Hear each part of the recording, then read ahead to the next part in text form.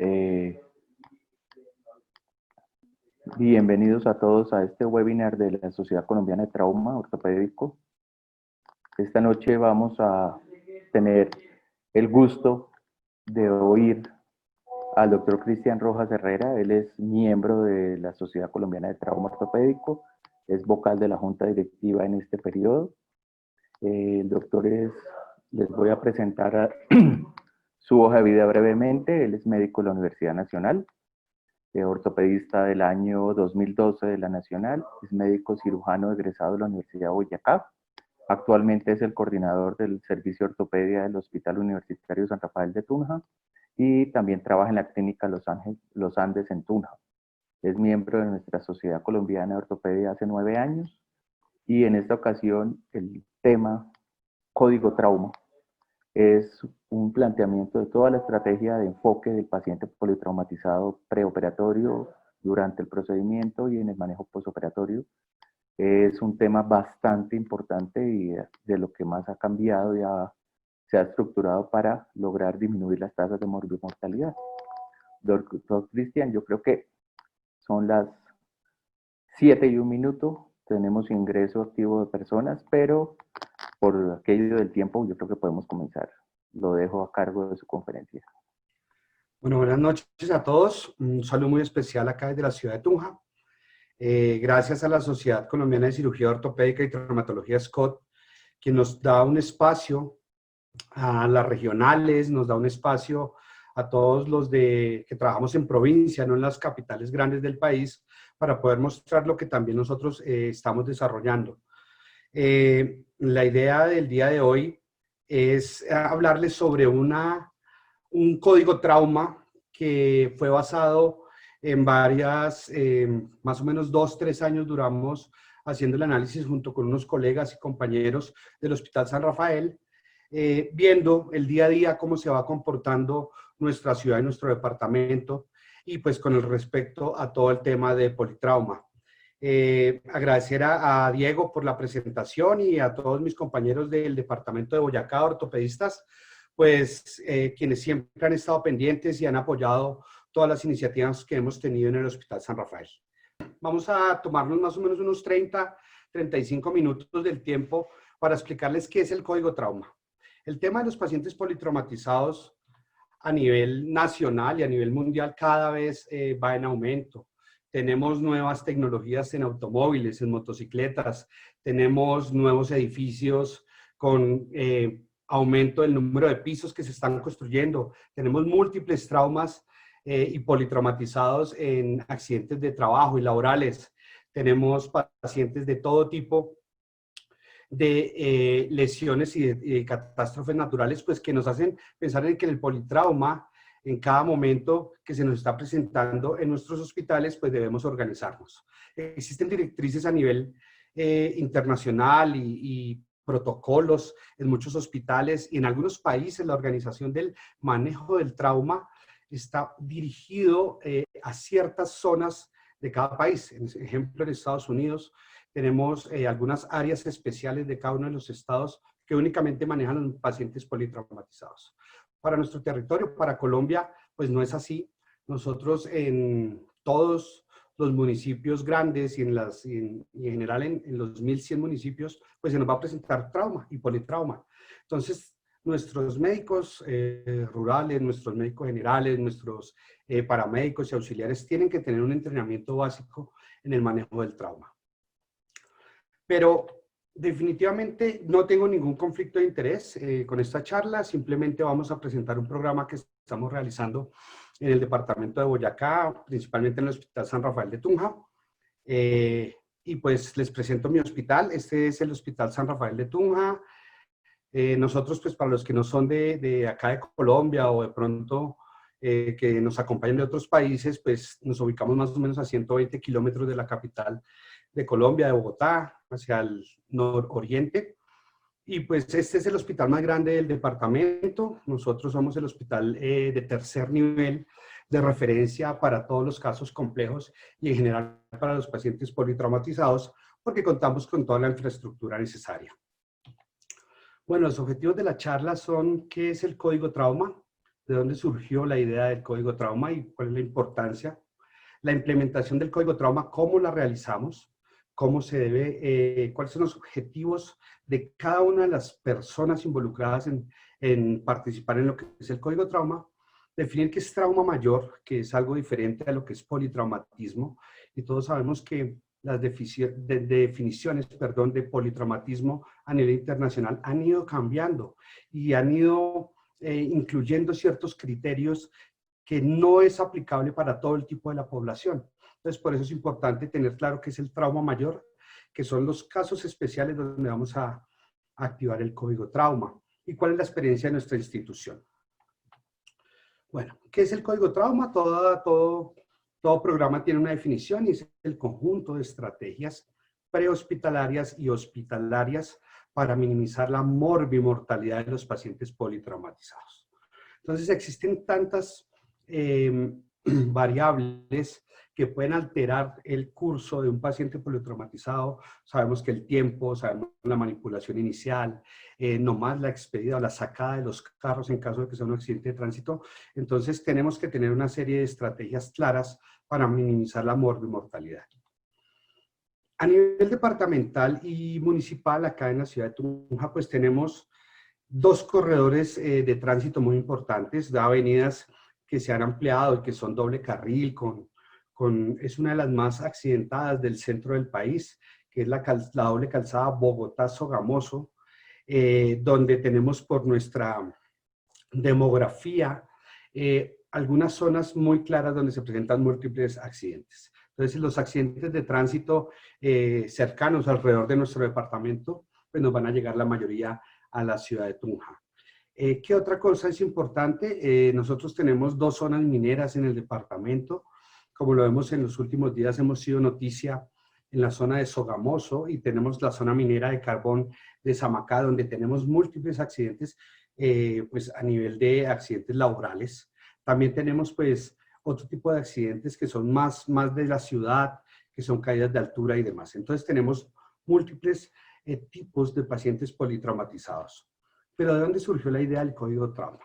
Quiero presentarles a mis dos compañeros con los que trabajamos las ideas. Es el doctor Uriel Sánchez, emergenciólogo, urgenciólogo de la institución, quien pues él trabajaba como médico general, posteriormente se fue a especializar a la ciudad de Bogotá, pero siempre tuvimos la idea de qué estaba pasando. Y el doctor Camilo Guarín, que es del Hospital Militar, quien tiene más experiencia, anestesiólogo, coordinador del servicio de anestesia del Hospital San Rafael, quien tiene más experiencia porque él en la formación de su hospital veía mucho en la época que habían muchos pacientes militares, soldados, en los cuales caían o quedaban atrapados en algunas minas, cómo se manejaba ese tipo de pacientes y el trauma en general en Colombia en la época del 90 y los principios del 2000 pues fue muy alto. Resulta que en el año 2015, mientras hacían un reforzamiento estructural de nuestro hospital, tuvimos un accidente y se cae una de las vigas y de las columnas sobre una zona de urgencias donde había una especie de caseta, donde habían unas sillas donde estaban los familiares de los pacientes que estaban hospitalizados en urgencias. Y en ese momento tuvimos 16 heridos. Una tarde, un jueves, me acuerdo que fue pues un caos, porque 16 heridos en ese momento, todos entraron a urgencias, y más o menos, luego de hacer el análisis, éramos unas 90 personas, entre médicos, auxiliares, especialistas, camilleros, administrativos, bueno, todo el mundo quería ayudar. Teníamos 16 pacientes. De esos 16 pacientes no sabíamos cómo los íbamos a organizar, cuál era la prioridad. Empezamos a ver que intentábamos desde cada una de nuestras especialidades hacer lo mejor por estos heridos y tratar de controlar, toma de laboratorios, toma de radiografías, bueno, en fin, todo lo que se hace en un paciente que tiene un trauma, pero sin tener un orden, sin tener una claridad ni una coordinación adecuada entre todos los que estábamos en ese momento. Nos tocó subir 5 pacientes al quirófano, al tiempo armar 3 salas de cirugía, en salas de cirugía también un caos, estaban terminando cirugía programada y demás. En fin, todo esto nos hizo pensar que estábamos haciendo las cosas mal, nuestro balance no fue bueno, De esos 16 heridos, más o menos 10 pacientes tuvieron alguna secuela o requirieron manejo quirúrgico. 2 pacientes, a pesar del manejo que se les hizo y teníamos toda la infraestructura para atenderlos, fallecieron. Entonces nos reunimos con mis amigos, con mis colegas, y empezamos a analizar los casos que estaba pasando, empezamos a mirar otros tipos de traumas que seguían llegando. Por lo que les comentaba del corredor, tuvimos un accidente de un bus donde llegaron 10 heridos y también lo mismo. Entonces dijimos, no, esto no puede seguir así. Entonces de ahí surgió la idea, ¿qué vamos a hacer? Y empezamos a estudiar, a analizar, a mirar modelos de otros países. Miramos acá en Colombia si había alguna estrategia puntual. Todo nos llevaba a la TLS. El ATLS, que es algo internacional, que es adoptado en más de 70 países del mundo, pero no se puede adoptar completamente literal como se realiza o como en nuestro país en Colombia. Y más en hospitales de ciudades pequeñas o que no tengamos toda la infraestructura o la cantidad de personal para manejar esos pacientes. Entonces de ahí surgió la idea y empezamos a estudiar y analizar y encontramos que existen estrategias como el código azul, que todos saben, cuando el paciente entra en paro cardiorrespiratorio, se activa el código azul y llegan todos, cada uno a cumplir su función, un director, la terapeuta, se hace la reanimación en el orden como está, o un código rojo en caso del servicio de ginecobstetricia, cuando hay un paciente y se activa, el banco de sangre se activa, sala de cirugía, y cada uno cumplía su función para tratar de disminuir la mortalidad de esos pacientes, disminuir la morbilidad y las complicaciones. Entonces dijimos, pues pongámosle código trauma y empecemos a organizar quiénes son los que tenemos que estar organizando el manejo de estos pacientes y desde qué momento. Entonces empezamos a hacer muchas cosas y analizar casos y pacientes. En nuestro hospital es obligatorio a los especialistas quirúrgicos tener el ATLS. Entonces los neurocirujanos, los cirujanos generales, los ortopedistas, incluso los urólogos, cirujanos plásticos deben tener la TLS. Y pues esto es algo muy importante porque tenemos una base para arrancar. La parte de enfermería, todos los que trabajan en reanimación, en servicio de urgencias, salas de cirugía, deben tener cursos básicos de reanimación, que también es muy importante que todos logremos llegar al mismo idioma. Y la red de urgencias pues hay que tenerla en cuenta porque no sabemos para dónde llegan los pacientes. A veces nos llegaban en nuestro hospital, no teníamos un servicio de hemodinamia y nos llegaban los pacientes que tenían infartos. Entonces, teníamos que organizar la red de urgencias de nuestro departamento, principalmente de nuestra ciudad. Entonces, empezamos a tener varios segmentos, ideas y objetivos. Tenemos que articularlos. Entonces, lo primero es que debe haber una coordinación. ¿Entre quiénes? Pues entre los que manejamos trauma, entre los primeros que reciben el trauma, entre los que nos recogen el trauma y nos lo traen a nuestro hospital. Debemos saber seleccionar qué pacientes son los verdaderamente que necesitan ir a reanimación y cuáles son los pacientes que verdaderamente pueden ir a una sala de observación. Debemos brindarles una mejor oportunidad a nuestros pacientes y el tiempo, como nos lo dice la TLS, la hora de oro es fundamental.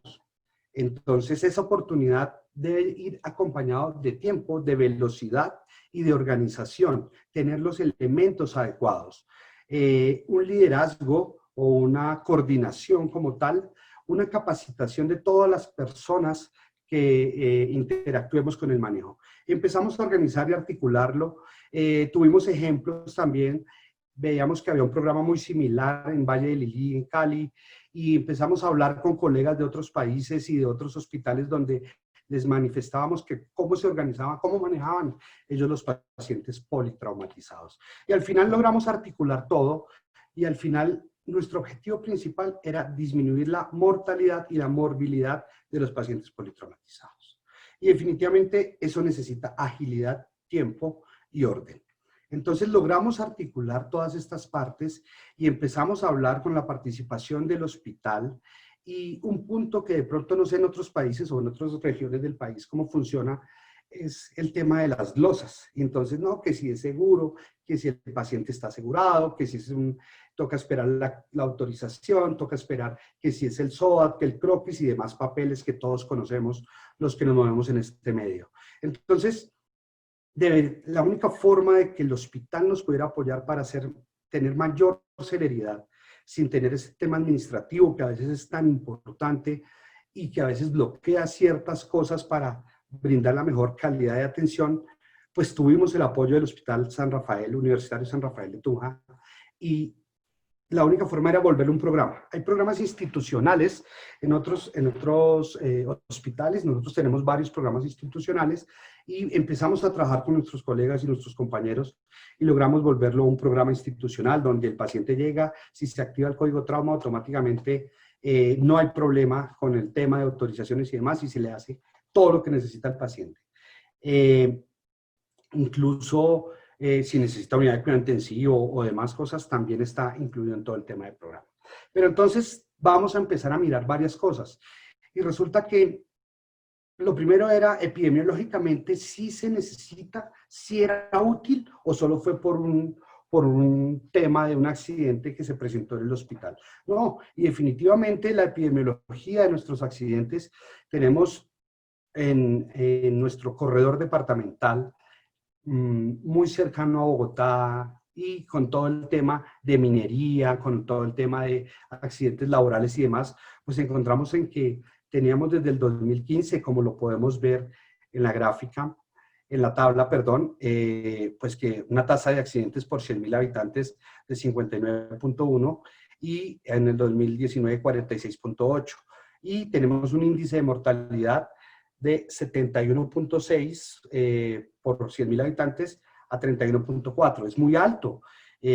Son familias, son muchas personas que pueden quedar con discapacidad de este tipo de accidentes y pues se nos aumenta la morbimortalidad. Y estos son nuestros accidentes de tránsito únicamente en la ciudad de Tunja, donde vemos que tenemos colisiones y tenemos accidentes donde implican motocicletas, bicicletas, carros, busetas y demás, que también pues nos daba una base para saber que tenemos una gran cantidad de pacientes.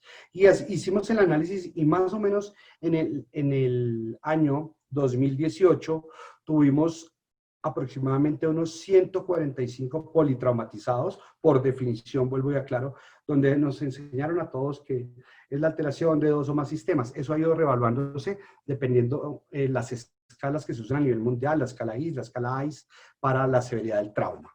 Entonces ya teníamos la epidemiología y empezamos a organizarnos. Y logramos definir que se debe hacer en 3 fases. La primera fase es la organización institucional del código trauma, volverlo un programa institucional y lograr tener el apoyo de los directivos, tener el apoyo de todo el tema administrativo. Y logramos en nuestro hospital el programa institucional, después de 2 años y medio de lograr mostrar que sí es importante. En septiembre lo volvieron un programa institucional. Y luego de que ya tenemos un programa institucional, ya es una directriz de todos los trabajadores del hospital tener capacitación en código trauma. Y logramos hacer la capacitación de todos los trabajadores del sector salud, incluidos no solo los que trabajan en el área de urgencias, sino todas las especialidades quirúrgicas, junto con todo nuestro personal asistencial, y también de nuestra red prehospitalaria de la ciudad de Tunja. La red prehospitalaria de la ciudad de Tunja tiene más o menos unos 10 grupos, donde tenemos Cruz Roja, Defensa Civil, los Scouts, las ambulancias de las concesiones viales o de las vías, la S Santiago de Tunja, que es nuestro hospital de primer nivel, y ambulancias particulares que recogen o trasladan mejor pacientes politraumatizados. Hicimos la capacitación, hicimos las reuniones, empezamos a hablar el mismo idioma de la parte prehospitalaria y hospitalaria. No es fácil lograr convencer a otros especialistas que vienen de un modus operandi o acostumbrados a un sistema de trabajo diferente, encajarlos en que tenemos que responder rápidamente y estar presenciales en el caso de las especialidades quirúrgicas como son cirugía general, ortopedia, anestesia, emergenciología y algunos que son de llamado de disponibilidad como neurocirugía, urología, cirugía plástica, porque todos intervenimos en lo que es el paciente politraumatizado. Y esa fase 2 ya la completamos y por eso ya estamos haciendo evaluación de cómo nos está yendo con el código trauma. Y la fase 3 es la proyección que tenemos, que es la capacitación de municipios y red departamental, para que el departamento de Boyacá sea el primer departamento el cual está articulado para el manejo del código trauma. Tenemos 5 o 6 hospitales de segundo nivel que pueden hacer un manejo inicial y luego pueden referírnoslo a nuestro hospital. O si el paciente tiene unos criterios de severidad muy grandes, pues nos lo deben referir desde el ingreso, obviamente con unas condiciones básicas como todos lo sabemos. Entonces el equipo de código trauma del Hospital San Rafael o de nuestro hospital pues tiene lo primero y quizás para mí lo más importante, la atención prehospitalaria, porque son los que nos van a recoger los pacientes, a trasladarlos, son los que nos pueden dar un indicio y activar, son los primeros respondientes o son los primeros activadores del código trauma, que nosotros usamos varias redes que ya les voy a comentar para poder nosotros estar listos, preparados y alistar todo el tema de emergencia, reanimación, quirófanos y unidad de cuidado intensivo. El segundo grupo es el servicio de emergencias y reanimación, que debe cumplir unos criterios y tener unas personas calificadas especiales para el manejo de los pacientes politraumatizados. Posteriormente tenemos el grupo de especialidades quirúrgicas, que como ya se los mencioné, está el ortopedista y traumatólogo. Ahí quiero hacer una cuña, porque en mi formación en la Universidad Nacional, habían algunos docentes y uno va viendo que hay que dirigirse más hacia nuestro parte de traumatología. Algunos nos gusta más la ortopedia, otros les gusta más la traumatología, pero nosotros somos médicos traumatólogos que debemos conocer todo el enfoque adecuado del paciente politraumatizado. Y eso desde la Sociedad Colombiana de Trauma, en cabeza del doctor Miguel Triana y mis colegas, estamos enfocándonos un poco más hacia la parte del politrauma, porque es muy importante que nosotros logremos participar de mejor manera en estos pacientes politraumatizados.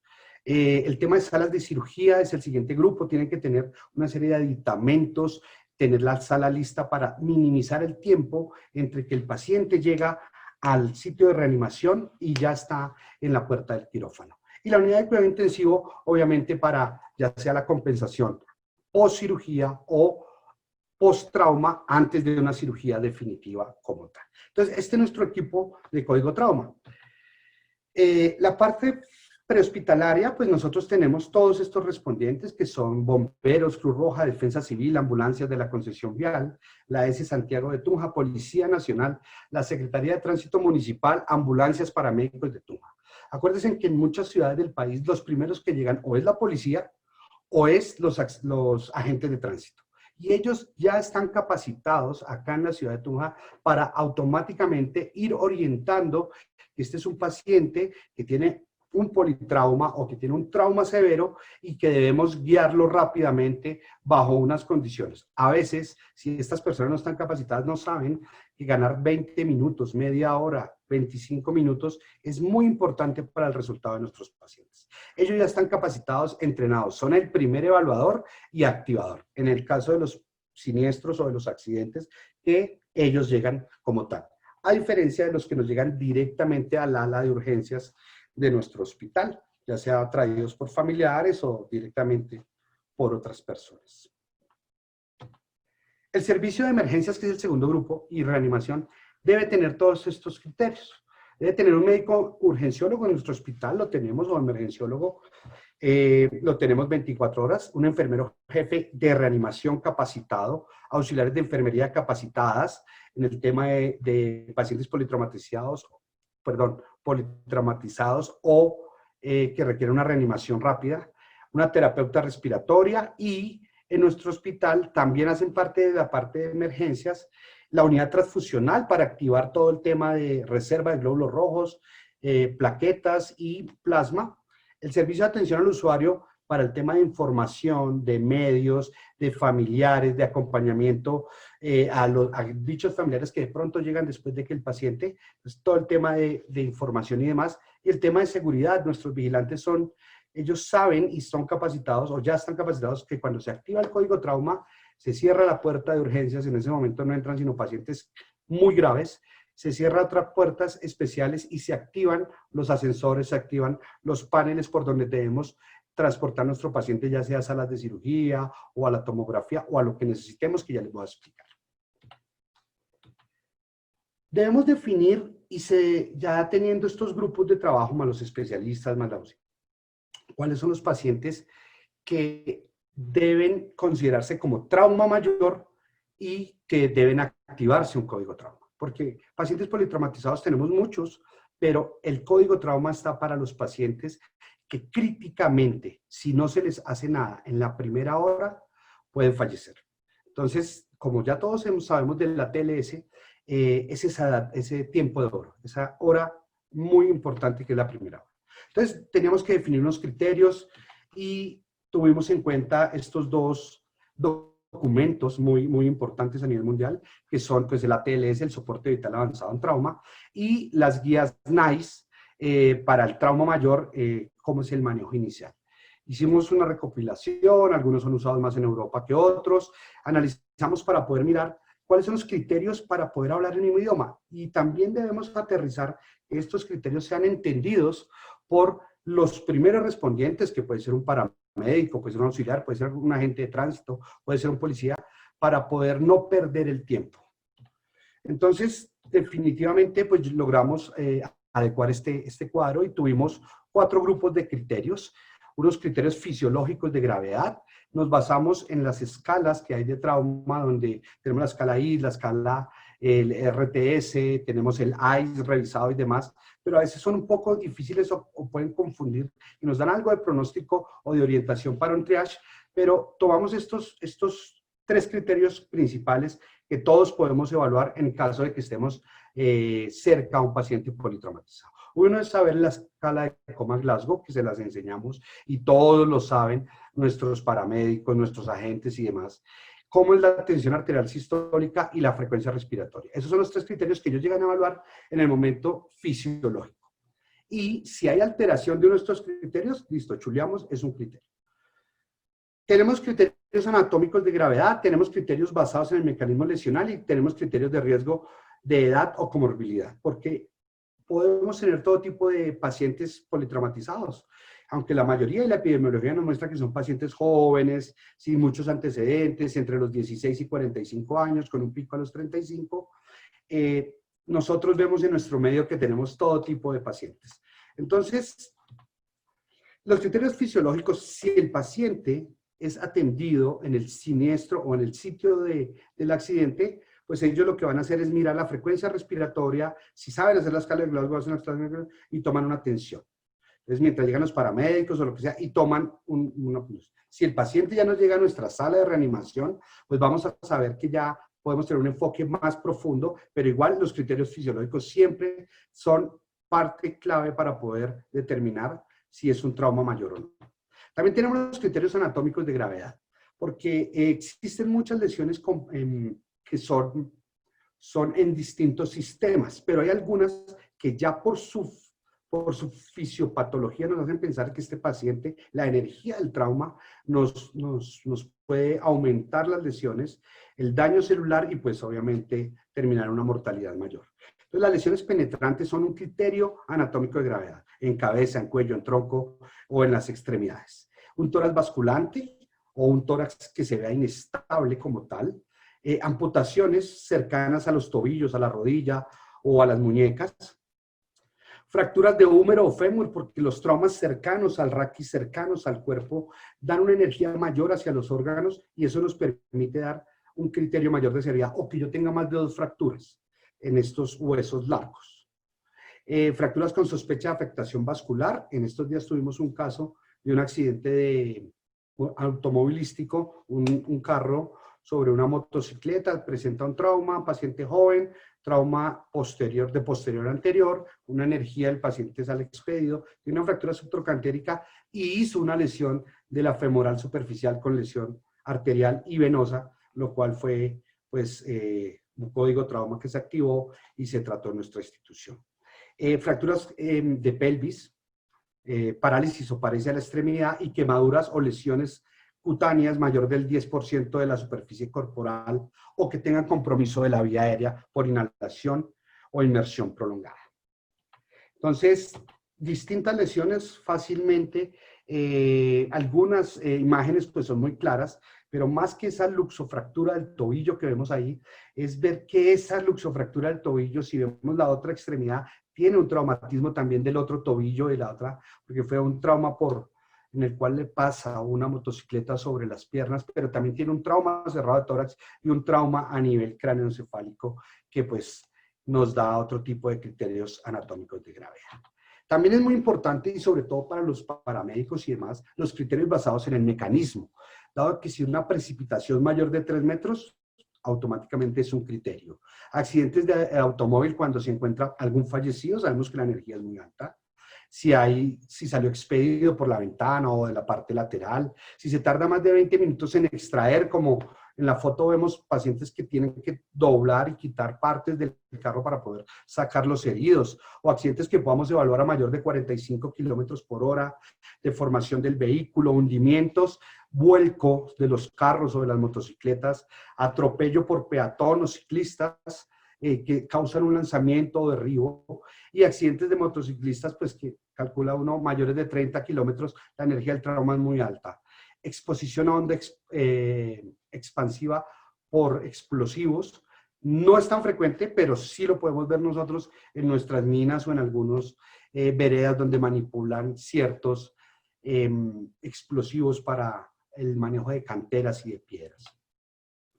Esta es una explosión de mina de carbón en Boyacá, en Samacá, que la tuvimos hace más o menos unos 16 meses. También tenemos los últimos criterios, que son los criterios de riesgo por edad o comorbilidad. Hemos visto que definitivamente los pacientes con comorbilidades no responden igual al trauma. Y nosotros tenemos, como vemos en la diapositiva o en las fotos, pacientes menores de 5 años, pacientes obesos, pacientes inmunosuprimidos, pacientes con discrepancias sanguíneas o que toman anticoagulantes, pacientes con enfermedad cardíaca o respiratoria, embarazo, cirrosis. Tenemos una zona geográfica en nuestro departamento donde tenemos aumentado el consumo de guarapo en la zona de caña, donde hacen panela y trapiches, donde tenemos mucha cirrosis y pues ahí hay también accidentes y nos traen este tipo de heridos. Entonces, este es otro criterio. Cuando ya tenemos de todo lo que hablamos, 2 criterios, más un politrauma, y pues se considera que es un código trauma. Entonces tenemos ya para poder activar. Entonces ya sabemos que es un trauma mayor, que tenga estos criterios y se considera para poder mejorar la calidad de nuestros pacientes. Y este es nuestro resumen en el cual la activación y el manejo inicial del código trauma en el Hospital San Rafael de Tunja. Vamos a tener 3 tiempos importantes, que son los primeros 3 minutos, 10 minutos y 30 minutos. En nuestros primeros 3 minutos tenemos 2 escenarios. El escenario cerca al carro o al accidente, que lo hace el paramédico y demás, o los primeros 3 minutos de que el paciente ingresa a reanimación. Y ahí debe ser valorado por nuestro primer respondiente, que tenemos 2 opciones, que sea la atención prehospitalaria o el manejo por el urgenciólogo, emergenciólogo o médico de urgencias. Él va a evaluar si cumple los criterios de trauma grave, de los cuales acabo de explicarles uno por uno. Se activa el código trauma. Tenemos 2 métodos de activación. Uno es a través del WhatsApp. Tenemos unos grupos tanto de atención prehospitalaria como de atención intrahospitalaria, o avisamos a referencia y contrarreferencia, quien tiene los teléfonos de todos los especialistas de turno, salas de cirugía y demás, y activamos el código trauma. Cuando se activa el código trauma, pues vamos a tener 10 minutos para responder, como les voy a explicar en la siguiente diapositiva. Pero antes de eso, ¿qué es lo más importante de los 3 minutos? 1, la información que podamos obtener del sitio del siniestro o de los familiares que hayan en la zona de la lesión, y esa información normalmente no la da el paramédico, o la información que obtiene el médico de urgencias o emergenciólogo en el momento que entra el paciente a reanimación. Entonces, debemos saber la edad, qué tipo de accidente fue.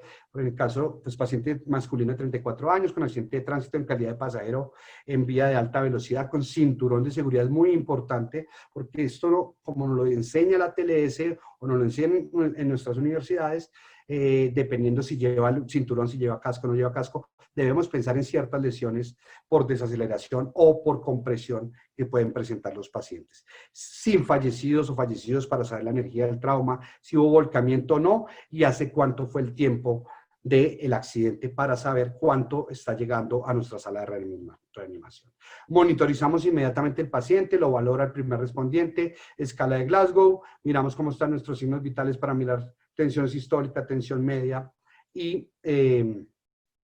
frecuencia respiratoria, y ahí pues ya se activó el código trauma. En eso más o menos tenemos unos 8 minutos máximo, y a los 10 minutos por tarde pues entramos a la segunda fase, que es donde ya está activo el código trauma y debemos llegar a los respondientes, que son, en el caso de nuestro hospital lo organizamos según nuestra epidemiología, donde el 70% de los pacientes que nos llegan a nosotros con trauma o con politrauma o con trauma mayor, como ya estamos hablando, deben ser definidos por cirugía general y ortopedia.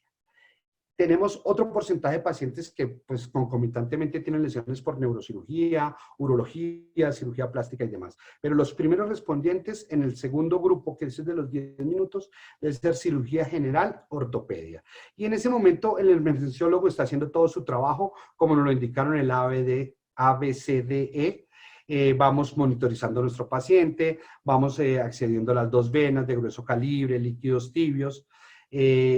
Iniciamos colocación de ácido tranexámico, porque todo paciente politraumatizado debe ser considerado con un choque hemorrágico hasta que no se demuestre lo contrario. Y tomamos paraclínicos para mirar cómo va nuestro paciente. Lo ideal ahora es los gases arteriales para poder tener unos parámetros de mortalidad, de riesgo de morbimortalidad, de cómo está la reanimación y cómo está el estado inicial de nuestro paciente.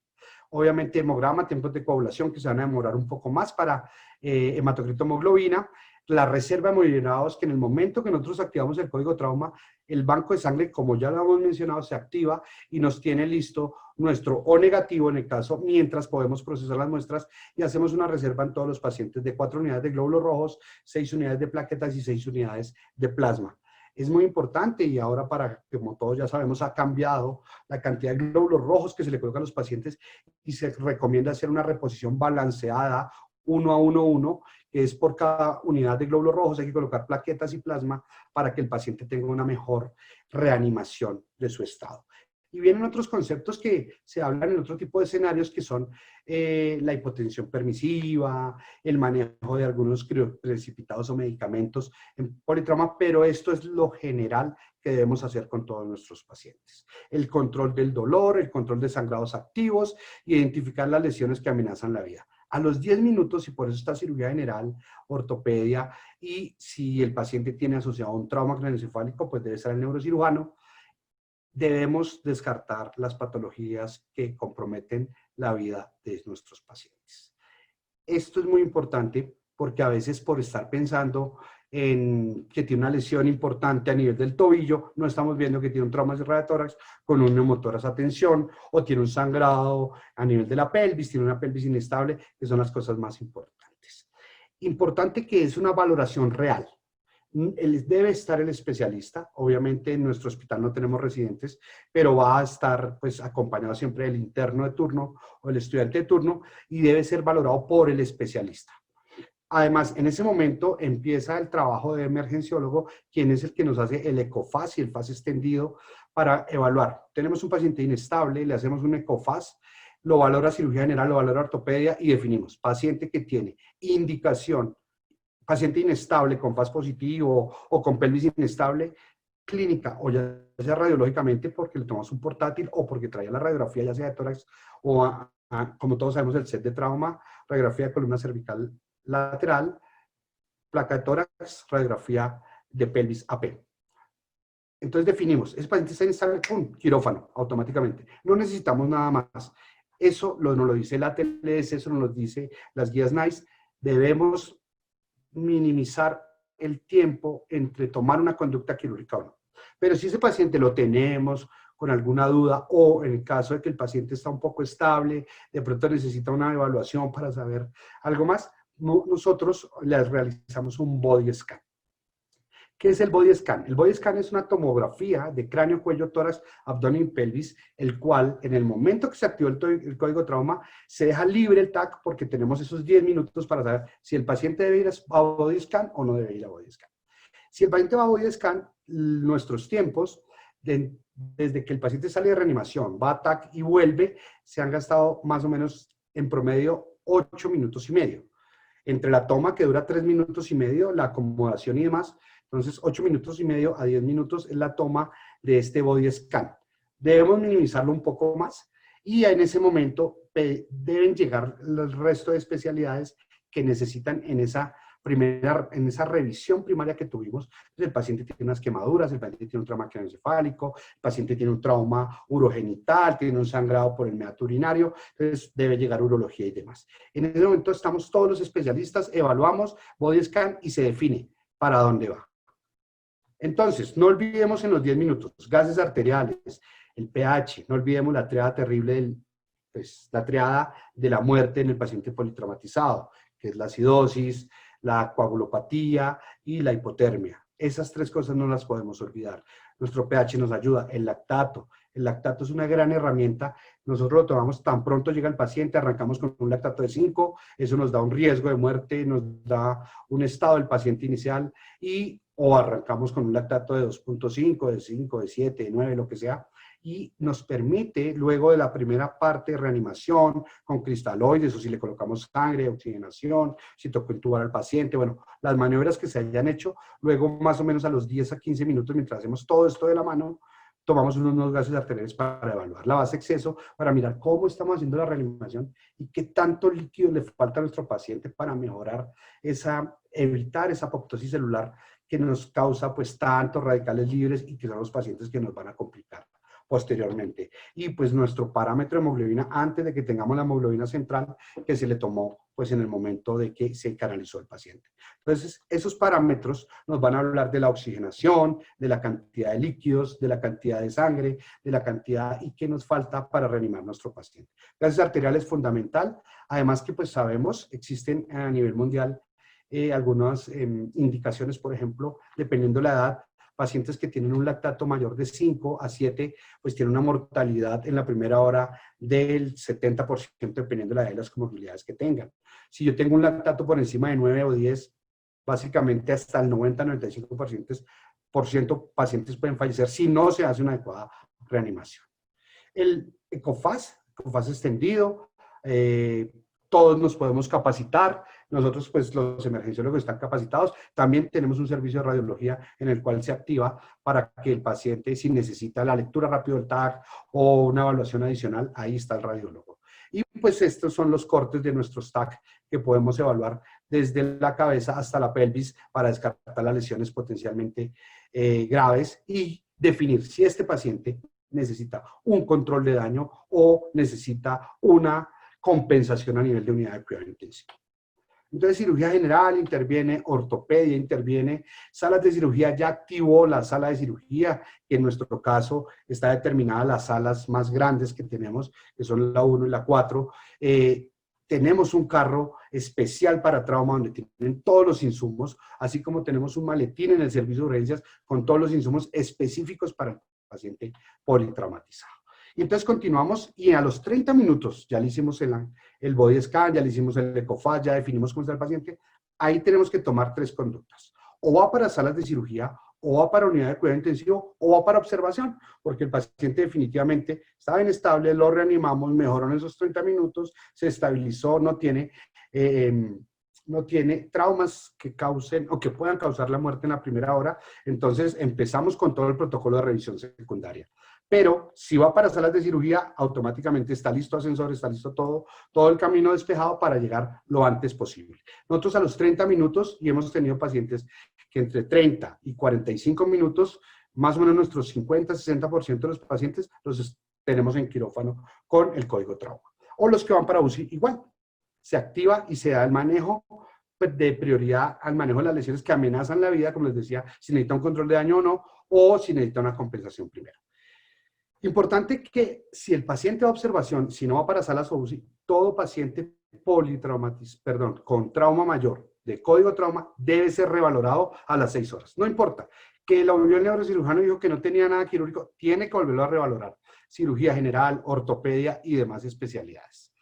En nuestro hospital tenemos unas zonas especiales que ya están diagramadas y está así en nuestro protocolo, y es el cubículo 127 de reanimación, que cuando se activa el código trauma está libre, está con su monitor, con sus mantas calientes, con sus líquidos calientes, todo listo, con nuestro maletín de trauma que tiene pues sus tijeras, todo lo que necesita un paciente politraumatizado.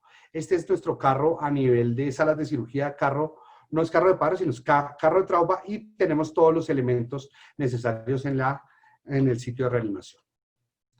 Les comparto, estos son mis compañeros, el equipo de ortopedia y traumatología del Hospital San Rafael. Y pues obviamente estamos en pandemia, nos ha tocado tomar unas medidas especiales que yo creo que nos ha enseñado a que todo paciente politraumatizado en época de pandemia tiene COVID o se debe manejar como sospechoso de COVID.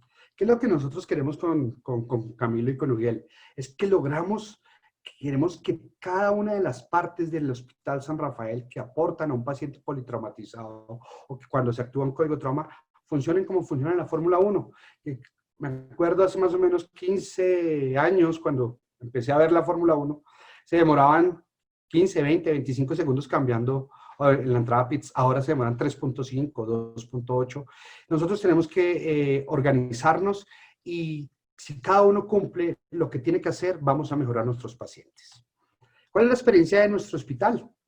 Llevamos 11 meses desde que ya es un programa. Antes habíamos evaluado pacientes y tuvimos que reunirnos con los cirujanos generales, con los neurocirujanos, con los urólogos, con todos, hablábamos de los casos, discutíamos, pero ¿qué pasó aquí? Porque veíamos que algunos pacientes los pasaba ortopedia, luego los pasaba cirugía, a las 6 horas, no, que sí tiene la vejiga rota, pasémosla porque hay que hacerle algún procedimiento urológico. Entonces, esto es lo que queremos minimizar y es lo que estamos tratando de minimizar.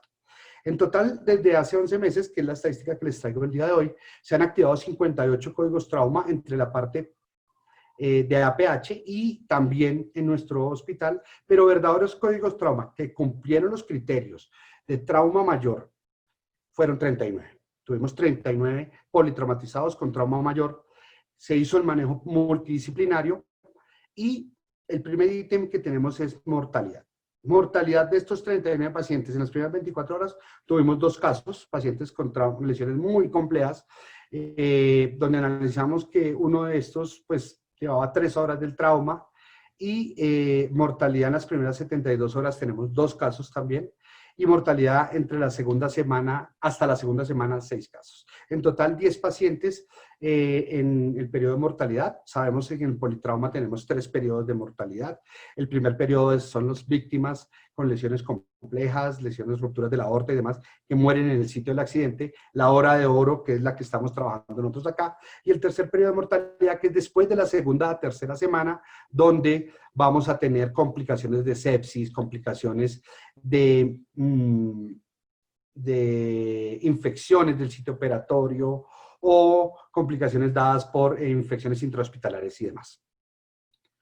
Esto lo vamos a analizar, el tema de después de la segunda semana, porque hay mucha variabilidad entre los grupos de trabajo. Me explico. Hemos tenido casos donde tuvimos una paciente de 100 kilos con una fractura bilateral de tibias y un trauma en el codo, con una fractura de pelvis estable, con una lesión hepática grado 3 y con una lesión del vaso grado 4, manejada por cirugía general, un trauma craneoencefálico leve, se manejó por las 3 especialidades, pero al final tuvimos sus complicaciones por la paciente era diabética, tenía una insuficiencia renal de base y pues obviamente la paciente actualmente todavía está en la unidad de cuidado intensivo, pero no hemos podido mirar porque no nos salió tan fácil como otros pacientes de características muy similares. Entonces, quisiera mostrarles cómo son los chats de activación del código trauma APH, que es toda la parte prehospitalaria, ambulancias, policía, de tránsito, policía, y nuestra activación de código trauma en el hospital, donde el anestesiólogo responde, ortopedista, neurocirugía, urgencias, y confirmamos en un periodo, si ustedes lo ven, de 1 hora, donde el paciente ya está en UCI después de haber sido llevado y manejado y reanimado por todas las especialidades. También, como conclusión, tenemos que la mortalidad que tuvimos comparada con las estadísticas del 2018, que era el 40%, la llevamos en un 25%. vamos mejorando, pero queremos mejorar más y queremos disminuir el tiempo que los traslados de algunos sitios en los cuales nos están tardando hasta 4 o 6 horas porque no tenemos toda la red todavía socializada.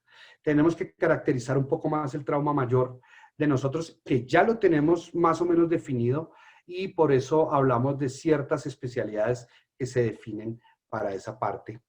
Y fue que el 65% de nuestros pacientes con código trauma fueron de accidente de tránsito, el 15% caídas de altura, el 10% de explosivos y el 10% de otro tipo de traumas. Explosiones de minas y explosiones, tuvimos un caso de una familia en el cual un televisor de esos antiguos que tenía al parecer algo de dinamita que usaban para romper, se explotó y tuvimos 3 pacientes de código trauma de una ciudad que queda más o menos a 50 kilómetros de Tunja. Le hicieron un manejo inicial, pero todos llegaron como código trauma al Hospital San Rafael.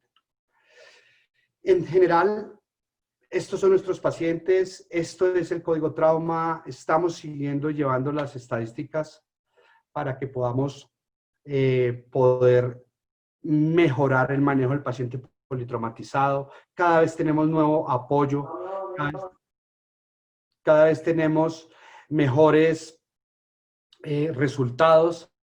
Y yo sé que cada uno de nosotros, de los ortopedistas, de los cirujanos, de los neurocirujanos, hemos creado un poquito más de conciencia del trabajo en grupo, de respetar y de apoyarnos.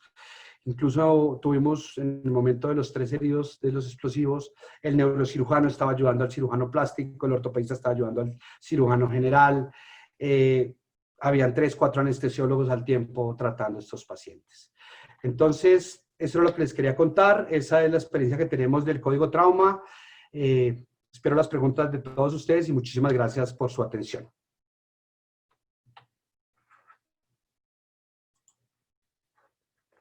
Rojas.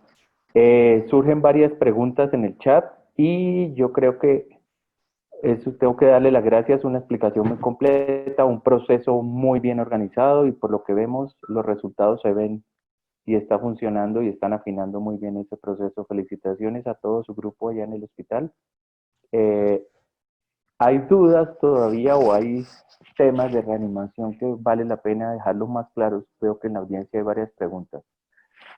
Una de ellas, el ácido tranexámico. La duda es si se usa siempre y si todo paciente que llegue, que corresponda a su código trauma, se le está aplicando el ácido tranexámico de entrada como protocolo. No importa el tiempo de politraumatismo o si hay alguna recomendación o si tiene algo que ver la cantidad de líquidos o la reanimación prehospitalaria que se le haya hecho. Bueno, básicamente, como les mencionaba, el 80% de los pacientes, casi el 90% de los pacientes politraumatizados, se debe considerar que tienen un choque hemorrágico, que tienen una lesión que le está causando hemorragia, ya sea interna o externa, si es visible. Entonces, todos los pacientes que llegan con código trauma les colocamos ácido tranexámico. Valga la aclaración, si ya fueron reanimados en un periodo antes de 3 a 4 horas y ya les colocaron ácido tranexámico en otra institución, que a veces nos pasa, un hospital, por ejemplo, como Moniquirá, que llegan, les colocan ácido tranexámico y nos lo envían porque no tienen todas las especialidades, pues ese paciente no. Pero incluso hay pacientes donde hemos pensado en hacerles infusión, porque es evidente con nuestros gases arteriales, con nuestro enfoque inicial, signos vitales, y ya tenemos un diagnóstico hecho por un ecofaz que nos está mostrando que tiene un trauma de abdomen, un trauma de pelvis, se coloca. ¿Cuál es la dosis? En adultos sabemos que es 1 gramo de entrada, algunos podemos poner 1 gramo cada 8 horas, pero en el protocolo dice que es 1 gramo. También se le puede colocar a los niños dependiendo la edad y dependiendo el peso para poder manejarlos. Perfecto. También nos pregunta doctor o la doctora Herrera que si todos los pacientes en esta época se están manejando como sospechosos COVID cuando llega el politrauma y qué están haciendo ustedes para protegerse y para tratarlo adecuadamente. Bueno, dentro de los lineamientos europeos, donde hay algo de evidencia y donde la recomendación definitivamente es que todo paciente politraumatizado o paciente que está inconsciente con un trauma se debe considerar como sospechoso de COVID. No sabemos bien no le podemos hacer la encuesta adecuada, no le podemos tener los datos como tal. Nosotros en el servicio de urgencias y como protocolo institucional, tenemos 3 zonas en el hospital donde usamos todos los elementos de protección ordenados por el ministerio y que son las recomendaciones de infectología. El tapabocas en el 95, nuestra careta de protección, gafas, las batas, el lavado de manos, el uso de guantes en el caso de la manipulación de estos tipos de pacientes. Y pues inicialmente se maneja, se le hace el politrauma. Nuestro hospital pues cuenta en este momento ya con el FilmArray y podemos justificar para poder hacerle la prueba de PCR a nuestros pacientes en el caso de politrauma o código trauma para poder saber, porque sabemos que estos pacientes van a ser llevados a cirugía 2 veces, 3 veces, para saber la asignación de las camas y poder ubicarlo en el piso adecuado que requiere. Perfecto. Otra pregunta, ¿todavía en el protocolo de código trauma de ustedes tiene algún valor o alguna utilidad, o en qué momento están pensando en hacer angiografías en trauma pélvico? Bueno, nosotros hacemos, digamos que las patologías que están comprometiendo la vida, si yo tengo un paciente con una fractura de pelvis inestable, pues primero tengo que hacer el control de daño. Definitivamente tengo que hacer el control de daño, a no ser que yo tenga una lesión evidente de una fractura de pelvis abierta, donde yo veo que hay una lesión de la arteria o una sospecha por un hematoma expansivo, pues inicialmente hacemos control de daño y ahorita ya contamos nosotros con todo, desde este año con el servicio de hemodinamia, cirugía vascular y pues también entran dentro del código trauma. Es muy importante tener claro que los pacientes deben ser muy bien categorizados y debemos definir cuáles son los hospitales de trauma como tal. En mi departamento, pues definitivamente el que cumple con todos los requisitos para poder manejar los pacientes de trauma mayor es el Hospital San Rafael. Hay otros pacientes politraumatizados que pueden ser manejados en otras clínicas que tienen muchos insumos, pero no tienen toda la disponibilidad, tanto de especialistas como de banco de sangre, como de lo que tú me preguntabas de terapia endovascular de urgencia. Perfecto. ¿Ustedes han pensado en articular el código trauma con otras instituciones de la ciudad? Porque ya contestó ahí que allá en Tunja el hospital es el único que está como con todas las capacidades, pero en la clínica donde usted está o en algunos otros lados se puede empezar como centro de referencia del trauma no tan severo en casos en que sean masivos.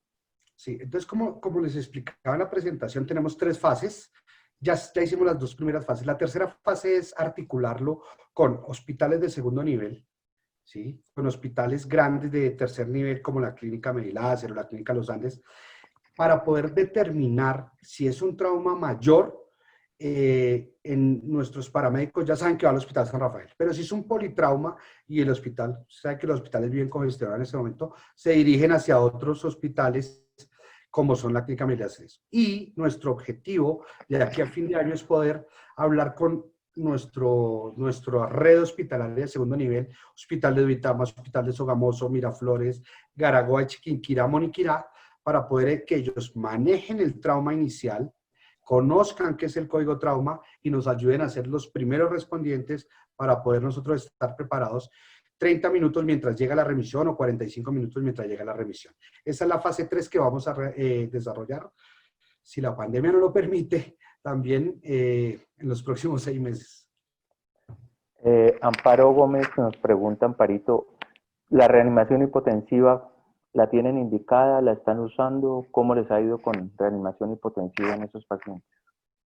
Pues todo depende del contexto del paciente, porque depende de, como les explicaba, los criterios. No es lo mismo permitir tener un paciente joven, 30, 38 años, que pueda tolerar una hipotensión permisiva, o un paciente que tenga unos antecedentes importantes de obesidad, sobrepeso, cirrosis, o un paciente añoso que tenga ciertas características especiales. El doctor Camilo Guarín, que pues es también el coordinador de anestesia de nuestro hospital, tienen unos criterios muy especiales junto con el emergenciólogo para cuándo tolerar la hipotensión permisiva. Pero sí quiero aclarar que siempre lo más importante en el código trauma, la primera hora es el control de daño. Es definir si ese paciente necesita el control de daño y hacerlo lo antes posible. ¿Por qué? Porque ya sabemos por estadísticas, ya sabemos por lo que es el primer hit y el second hit o el primer golpe y segundo golpe, si lo hacemos muy rápido, adecuado, sin tanto tiempo de exposición, le vamos a permitir a nuestro paciente disminuir todo ese consumo de energía, disminuir todos esos radicales libres que son lo que nos traen las complicaciones. Entonces, el tiempo es muy importante. Entonces, luego de que el paciente ya esté en quirófano o en sala de reanimación, se define con cuál se tolera hipotensión permisiva o cuál se le puede aplicar dependiendo de las lesiones que hemos determinado. Perfecto. Hay unas preguntas en cuanto al manejo prehospitalario y el manejo de ingreso. Los gases arteriales, las mediciones de ácido láctico y el estudio, el esquema inicial de valoraciones del ingreso de ese paciente, más o menos cómo los tienen indicados y qué tanto tiempo están demorando en tener esos reportes ustedes allá. Pues digamos que la parte prehospitalaria, me refiero a la ciudad de Tunja, pues ellos no toman gases arteriales. Ellos se basan en criterios fisiológicos, criterios de trauma, criterios de antecedentes o comorbilidades principalmente. Y ya cuando el paciente llega a reanimación, lo primero que se le toman son los gases arteriales, se va monitorizando. Como nos lo explica la tele, hay que ir haciendo en un orden, pero todo al tiempo. Entonces, nosotros normalmente tomamos unos gases, evaluamos el paciente 15, 20 minutos máximo mientras hacemos todo esto que les expliqué, el ECOFAS, se le colocan los líquidos, el bolo de 2000, otro bolo de 2000, si necesita la infusión de azithromycin, con lo que se les esté colocando, se evalúa y se toman otros gases arteriales quizás antes de llevarlo o a quirófano o a UCI. Estamos hablando en un periodo de 30 a 45 minutos para mirar cómo va nuestro paciente y ¿cómo se lo vamos a entregar o al anestesiólogo o al médico de cuidado intensivo? Llegó con con un lactato de 6 y con un exceso de -10 y con una hemoglobina de 7 y tenemos unos nuevos gases que muestran esto. Porque eso es lo que nos está permitiendo evaluar si nuestra reanimación o la reanimación que estamos haciendo es adecuada o no. Es nuestro principal evaluador del resultado de cómo estamos haciendo nuestra reanimación. Y la fase prehospitalaria no tenemos todavía esa parte. En algunos hospitales les están tomando gases arteriales, no en los de primer nivel, pero sí en los segundos niveles para enviárnoslo ya con unos gases previos. Incluso nos llaman y nos dicen, doctor, va para allá un código trauma que le tomamos unos gases y lleva un lactato en 7 con una hemoglobina de 5. Entonces uno ya sabe que el paciente le tiene lista la sangre y todo para empezar todo el tema de reanimación. Es que veo varias preguntas ahí al mismo tema de las dudas en cuanto a en qué momento transfundir, en qué momento el ácido, en qué momento hacer, pues ahí lo que tú has dicho, todo a la vez, todo inmediato, hemoglobina y transfusiones inmediatas dependiendo de cómo esté el resultado, pero veo una pregunta del doctor Torres que de pronto hace referencia a si la transfusión de los derivados en un paciente de código trauma va a esperar resultados de laboratorio o se inicia solo en el momento agudo. Definitivamente es clínico. Todo nos lo dice la clínica del paciente y nuestro único parámetro que tenemos son los gases arteriales. Clínico, ¿por qué? Porque sabemos que si un paciente lleva una hora de un trauma, con un trauma cerrado de abdomen, con una pelvis inestable y que nos llega con una hemoglobina de 7, tenemos que hacer dos cosas. Empezar a mejorar un poco el estado de la volemia, pero tenemos que llevarlo al quirófano para solucionarlo. No vamos a poder hacer otra cosa. Entonces empezamos con la transfusión. Si sabemos el grupo de sangre, si tenemos rápidamente en el banco de sangre, colocamos la que requiere el paciente. Si no, iniciamos con una unidad de glóbulos rojos o negativo y mientras hacemos y procesamos rápidamente porque se le da prioridad a los pacientes de trauma o de códigos, en el caso de nuestro hospital de código rojo, de código trauma y de código azul para sacar más rápidamente las pruebas de laboratorio. Pero todo se hace al tiempo. Como tú lo dices, Diego, todo se debe ir haciendo al tiempo. Por eso estamos todos ahí, por eso está el cirujano, él va hablando, va ordenando. Siempre hay una cabeza de la reanimación que es el urgenciólogo. El ortopedista va inmovilizando si necesita inmovilizar o ayuda al tema de si hay que reanimar el paciente, hay que reanimarlo. Es muy importante y de nuestra experiencia ya cada uno sabe en qué papel puede colaborar y que debemos dejar un poco a un lado los egos de que me está ordenando tal, que lo esté diciendo, no, en este momento estamos hablando de la vida de un paciente y estamos hablando de las secuelas para una familia de un paciente que tiene un trauma. Ahí están preguntando dos temas que son muy puntuales. Uno, el código trauma en la paciente embarazada, cómo funciona en ese paciente que está en embarazo con un riesgo de compromiso de las dos vidas. Y otra pregunta en cuanto al manejo de dolor, pues yo creo que dolor en reanimación no cabe, pero el paciente choqueado no está en fase de manejo de dolor, sino manejo de reanimación. Eso sería para después de que se logre controlar ese shock agudo. Sí. Bueno, la primera pregunta, hemos tenido en el año 2017, tuvimos una paciente con 30 semanas de gestación que salió expedida por el panorámico, tuvo fractura bilateral de fémur, de tibia, trauma de tórax y pues todo el tema de su embarazo. Nosotros también capacitamos a los ginecólogos, ellos saben que tienen que evaluar cómo está el perfil biofísico, creo que le llaman, del feto, y definitivamente prioriza la vida de la madre. La vida de la madre prioriza sobre la del neonato, eso está escrito, eso está dicho, en paciente politraumatizado. Hay que trabajar a la madre, hay que priorizarlo, obviamente se debe trabajarle a las dos personas, pero la prioridad siempre va a ser la madre gestante por encima del feto. También incluye, y tenemos unas directrices, como lo habla la TLS, pacientes añosos, pacientes embarazados, pacientes menores de 5 años, pacientes con alteraciones básicas. Hay unas guías especiales y todas las tenemos claras porque esa es la importancia de que todos tengamos el ATLS en los hospitales y podamos hablar el mismo idioma. Que se hay que recertificarlo cada 4 años. Eso con respecto a las mujeres embarazadas. Y la segunda pregunta era con respecto ¿a qué, Diego? ¿Me recuerdas? Perdón. Hablando de analgesia en el manejo de Ok, reanimación. perfecto. No, tú lo explicaste muy claro. O sea, un paciente que está inestable, choqueado, pues entonces la prioridad es el manejo del shock y de la inestabilidad. Pacientes que están también inestables, pero con un estado de conciencia diferente, donde tienen manejamos principalmente los opioides, pero a unas dosis adecuadas y una sola dosis mientras se define el tema de cuál es la caracterización de su paciente de su trauma mayor y si requiere ir a sala de cirugía o a unidad de cuidado intensivo.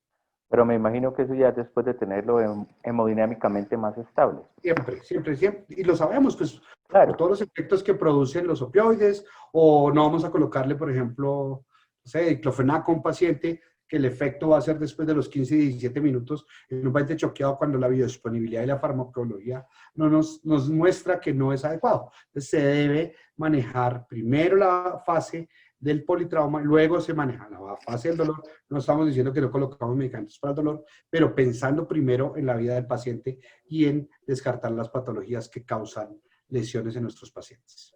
Perfecto. Hay unas 2 o 3 preguntas que hacen más enfoque a las dudas que hay en cuanto al manejo prehospitalario en canalización y reanimación del paciente. Yo me imagino, hablan de un centro de primer nivel, eso equivale a una ambulancia de recogida en calle, en autopista. En cuanto a reanimación, las dudas que preguntan aquí es, en esos 15 minutos, 30 minutos previos, la canalizada del paciente, ¿con qué se debe hacer? ¿Han hecho algún cambio o seguimos con líquidos endovenosos, que es lo que tienen las ambulancias, y con rehidratación con lo que tengan? La parte prehospitalaria, digamos que no ha cambiado, pero sí, ya la parte prehospitalaria entiende dos cosas que son claves. Uno, la temperatura del paciente. Y dos, la cantidad de líquidos que debo colocarle.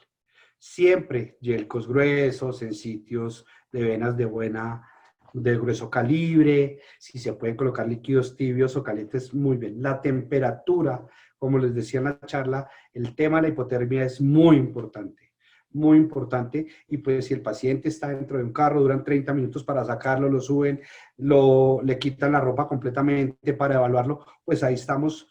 Debe hacerse, pero se debe garantizar la temperatura. Y definitivamente lo mismo que se ha hablado, se colocan cristaloides, se colocan bolos de 2000 inicialmente, dependiendo. Parece que los pacientes politraumatizados van desde los 0 hasta los 100 años, pero con un promedio de paciente entre 16 y 45. Es muy importante el mantener caliente el paciente y tener una adecuada inmovilización. Eso es como lo que más estamos haciendo énfasis. Los pacientes hay que colocarse en una tabla, hay que fijar en los puntos especiales para evitar, porque no estamos evaluando si tiene una lesión de la columna, si fue expedido del carro o si fue difícil sacarlo, cómo está la parte del tórax, cómo está el abdomen. Entonces, muy bien la inmovilización y muy bien mantener caliente a nuestro paciente. Bueno, otra pregunta que me parece también que se ha presentado mucho aquí en el chat. El TAC corporal, TAC pélvico, TAC de estudios, ¿qué tantos falsos positivos fue tanto incrementan la severidad del trauma aparente? ¿Qué tanto uso le dan ustedes? ¿Qué tanto TAC están haciendo durante la reanimación o preoperatoriamente? ¿Cómo se está enfocando eso para bajar esa mortalidad como la han bajado? Bueno, básicamente el body scan no es un TAC tan específico como cuando usted pide un TAC de tórax, abdomen con un doble contraste y eso. Es un barrido desde que compromete cráneo, columna cervical, tórax, abdomen y pelvis. Ese barrido es muy rápido. Es un barrido donde nos permite descartar las lesiones que comprometen la vida en la primera hora. Eso es muy importante decirlo. Ahora, no es que sea obligatorio hacer TAC, como les expliqué en la charla, paciente inestable, con evidencia de un neumotórax o determinamos la patología que compromete la vida. Ejemplo, una fractura de pelvis inestable, un libro abierto clásico que se ve, hacemos maniobra de la sábana, pero el paciente está choqueado, no vamos a hacerle un TAC. Ese paciente tiene que ir a quirófano, colocación de fijación externa, control de daño y luego que yo tenga un paciente lo más estable posible, ahí sí le puedo hacer un TAC. Muchas de las controversias que tuvimos al principio con el código trauma era eso, era que decían, no, pero toca ponerle contraste, pero para poder ver la lesión. Y definitivamente la semiología no se nos puede olvidar, las posturas de los pacientes, el ECOFAS nos da una serie de indicación alta, tiene una muy buena sensibilidad, no es tan específico, pero tiene una muy buena sensibilidad, ¿sí? Nos dice hay líquido libre en la barriga, pues automáticamente pues hay que pasar a ese paciente y explorarlo. Y con el body scan, miramos cráneo, no hay un hematoma epidural, no hay un hematoma subdural, en la columna no hay una lesión grave o una subluxación o una fractura inestable de la columna. Miramos tórax, no hay ninguna lesión potencialmente. Abdomen, sí, definitivamente hay líquido, porque eso es lo que nos permite ver. La pelvis está estable, listo, ya se definió. Esta es la primera hora. Después viene el tema de si necesita otros exámenes adicionales. Quiero dejar claro lo del TAC. Si usted me pregunta cuántos pacientes del código trauma que le hemos tomado TAC, le hemos tomado body scan más o menos al 80% de los pacientes. Y el tiempo promedio que tuvimos fue de 8 minutos a 9 minutos. ¿Por qué? Porque tenemos todo listo, porque nos avisan que ya viene, entonces tenemos libre el TAC, están listas las personas para pasarlo, monitorizado, team, se activa, es muy rápido, pero para eso necesitamos hacer toda la secuencia adecuada de código trauma. Y saber que la reanimación puede continuar en salas después de la colocación del fijador y que usted no necesita tenerlo hora y media abajo antes de poner el fijador para poderlo reanimar adecuadamente. Arriba también se puede, por decirlo así. Exactamente, exactamente. Por ejemplo, un tema que de pronto no toqué, pero la colocación del catéter venoso central no tiene que ser en reanimación. Usted con 2 buenas venas de grueso calibre puede reanimar su paciente. Mientras usted determina si va para cirugía, obviamente se lo pueden colocar en salas de cirugía. Si va para UCI, se lo colocan y lo suben a UCI. Pero a veces, ¿qué le voy a hacer el catéter central? ¿Qué toca hacer el TAC con contraste? ¿Qué es que no ha llegado? ¿Qué falta esto? Y eso lo vivimos de verdad. Debemos ser lo más sinceros posible. Lo vivimos en todos los hospitales. Y eso es lo que queremos nosotros minimizar. Que nos pongamos de parte del paciente y hagamos lo más rápido posible y lo más ordenado posible.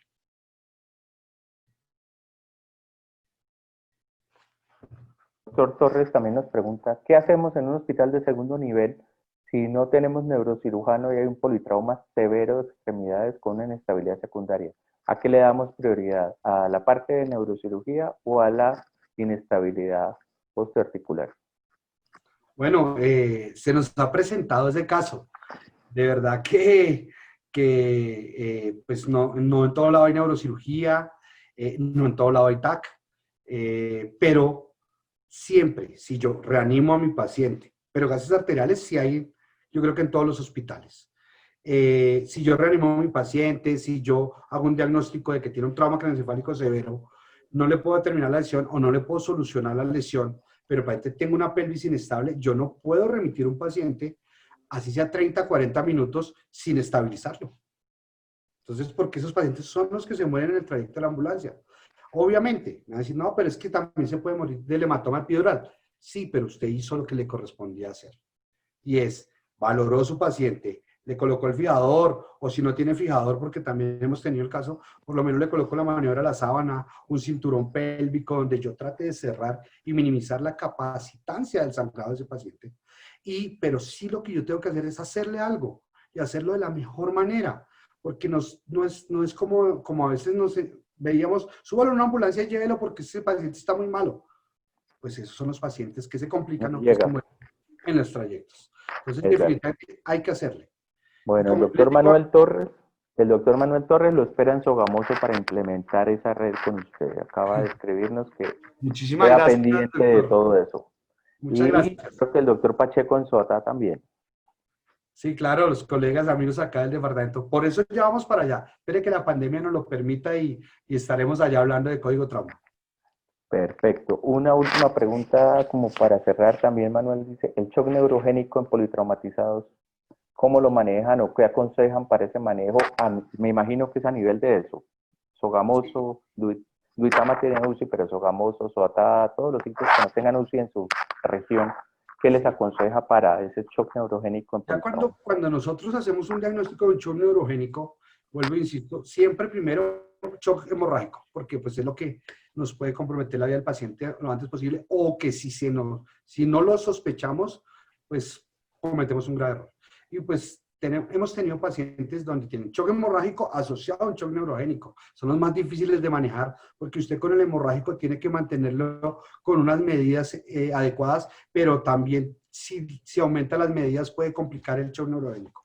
No es muy fácil, ni hay una directriz específica para el shock neurogénico, pero definitivamente pues se ha hablado de corticoides, se ha hablado de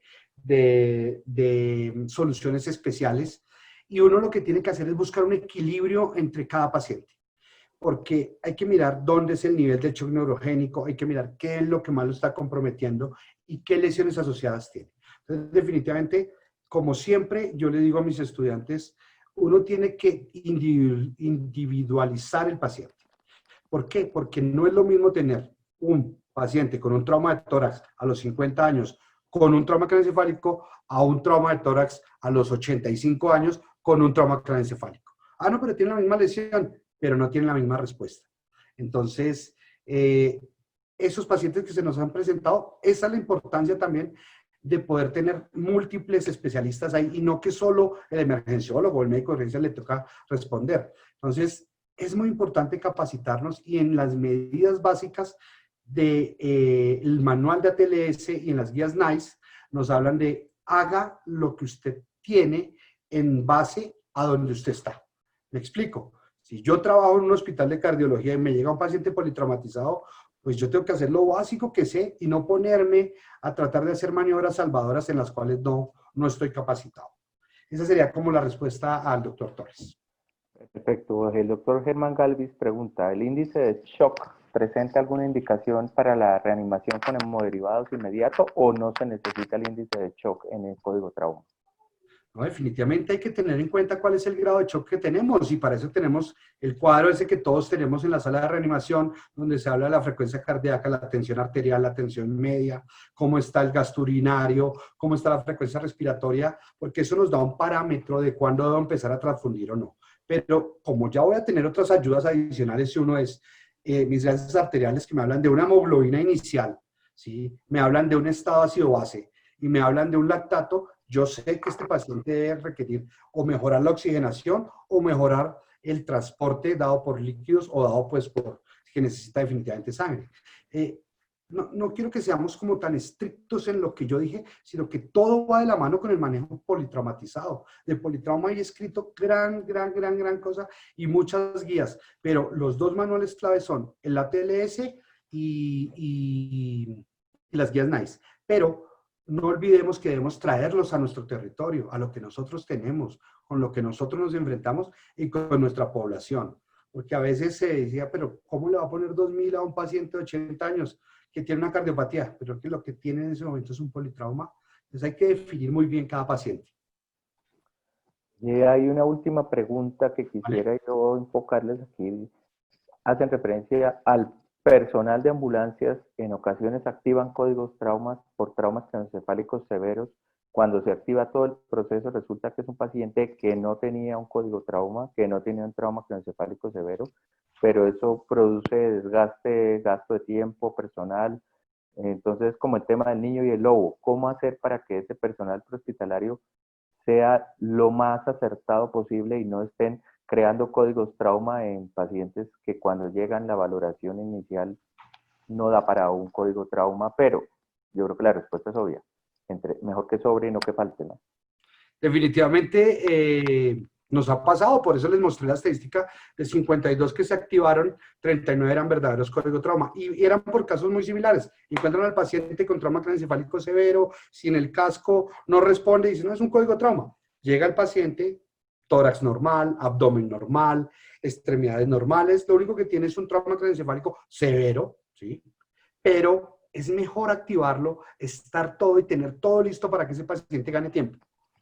Es Exacto. definitivamente muy importante. Incluso, con todo respeto, espero me entiendan de la mejor manera, incluso hacemos llegar más rápido al neurocirujano, que es algo que a veces es complicado en ciertas partes de los hospitales o en nuestro país, y eso le ayuda mucho al paciente. Entonces, es muy clave que cada vez que vayamos activando el código trauma no digan, ah, pero sí, otra vez fue falso, otra vez fue falso. Pues fue falso, pero vamos aprendiendo. Pues fue falso, pero ¿qué tal se le pase uno que sí era código trauma y no lo activó y el paciente se muera o fallezca? Pues a eso es lo que queremos disminuir nosotros. Bueno, y ahora voy yo con una pregunta que es muy... Esto va distinto. Usted tiene su grupo, tiene su gente, tiene su código trauma. ¿Eso cómo se respalda a nivel de disponibilidades económicamente, el llamado, el que estén 24/7 pendientes? ¿O cómo implica o qué implica a nivel de su hospital ese código trauma operativo en costos y en gastos? O si no presenta ningún costo, ningún gasto. Pues nosotros, inicialmente cuando yo empecé a trabajar en el hospital, éramos de disponibilidad. Entonces nos llamaban y paciente politraumatizado nos llamaban y paciente, digamos que logramos una permanencia y eso es bueno para las dos partes, porque nos pagan la permanencia, porque podemos brindarle el mejor trabajo a nuestros pacientes de nuestra especialidad, porque podemos dejar un legado a nuestra población. Entonces, en temas económicos nos están pagando la permanencia, ya eso es como de cada hospital, el tema de negociación, qué tarifas y si pagan un porcentaje de la cirugía o no. Eso es como algo para que su Marcelo lo entienda ahí, Dieguito. Pero, ¿qué estamos ganando nosotros? Uno, la permanencia. Me parece que todo hospital grande debe tener permanencia en todos los servicios que impliquen un paciente politraumatizado. Eh, Segundo, pues el tema económico sí es de cada hospital. Nosotros nos pagan permanencia, nos pagan un porcentaje por el procedimiento quirúrgico y demás. Y lo otro es que creamos unidad como grupo de trabajo, como hospital. Nos, cuando no estábamos de permanencia, respondía solo el cirujano general y el neurocirujano no llegaba. Entonces estamos creando que todo sea lo mejor para nuestros pacientes. Entonces, básicamente esa era la idea que yo les traía. Tengo entendido que en la clínica en Banaco de Cali ya lo están adoptando y pues no lo dejemos ahí, no nos quedemos solo con hacer el ATLS y ya, sino hagamos lo mejor por nuestros pacientes. Incluso nos va mejor en las osteosíntesis a los 5 o 7 días cuando ya baje todo Como el debe tema ser, que eso es inflamatorio. otro tema, pero entonces así lo solucionaron. Permanencias, hay turnos, ya no es que estamos en turno y llegamos en No, media no, no. hora, en 40 No, minutos. permanencia. Ortopedia está de permanencia, cirugía general está de permanencia, neurocirugía está hasta las 10 de la noche y luego tiene que contestar. Para eso tiene de 10 a 30 minutos para llegar. Afortunadamente vivimos en Tunja, donde todo es cerca aún. Y lo mismo, el anestesia es permanencia, UCI está todo el tiempo, emergenciología está todo el tiempo. Exactamente, eso implica costos para la Sí, institución, claro. pero si los resultados lo muestran, esos costos no implican nada contra Sí, todo señor. lo que se logra de beneficios. Mil gracias a todos por su presencia. Esperamos que esta charla sea la primera de varias en cuanto a todo ese enfoque y manejo del paciente. Vamos ahora en esa parte de código, trauma y reanimación y fase inicial y esperamos completarlas con el manejo de tiempos oportunos para osteosíntesis, con el manejo escalonado de las fracturas, con los pacientes polifracturados, cómo se va a enfocar ese tratamiento. Y tenemos varios temas ahí que nos han sugerido para hacer buenas charlas y que esto sea un tema de revisión completo que a lo largo de estos 3 meses que vamos a tener de Zoom juiciosos podamos aportarle a todos en Sudamérica, en Latinoamérica, como están presentes, buenas ideas para que mejoren la atención de todos sus pacientes en trauma. Mil gracias por su asistencia. Bueno, muchas gracias a todos y muy amables. Estaremos pendientes. Hasta luego. Que estén bien.